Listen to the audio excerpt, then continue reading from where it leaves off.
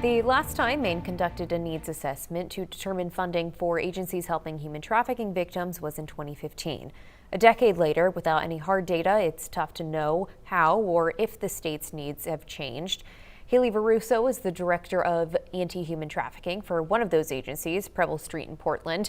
Our Pearl Small sat down with her today to get a sense of the work she does, the people she helps, many of them teenagers, and what modern day factors often lead them to becoming victims of trafficking. The general public's perception of human trafficking is fairly myopic. We think about the media's portrayal of trafficking and several large-scale mainstream pictures, and the reality is it doesn't look the same way in our community or in the United States. A lot of people picture like the movies and stuff when they see somebody like kidnapped and driven across state lines and that kind of thing.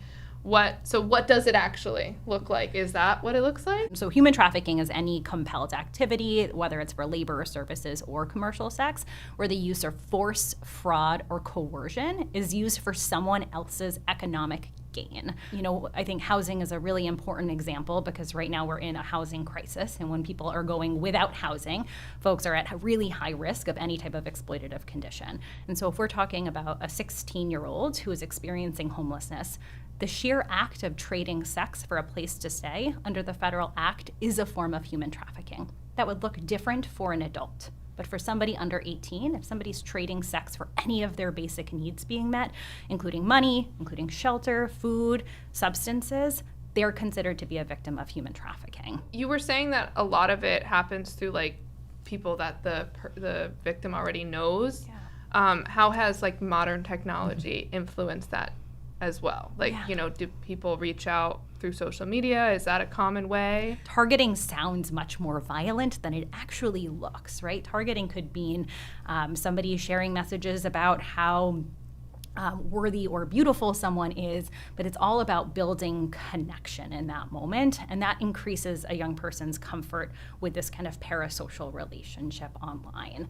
And so we absolutely saw the role of social media increase the number of young people experiencing forms of exploitation. And so regardless of whether somebody experiences labor trafficking or sex trafficking, that kind of common denominator of how somebody enters into that situation is that they do know that individual and that people are going without their needs being met.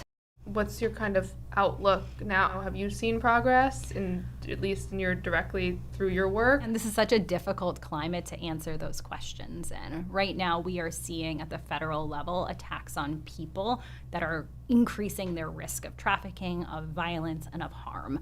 So while we at the state level continue, at least at the provider level, continue to make progress in how we provide services to survivors of trafficking, the conditions in which we are working to support survivors have never been more difficult.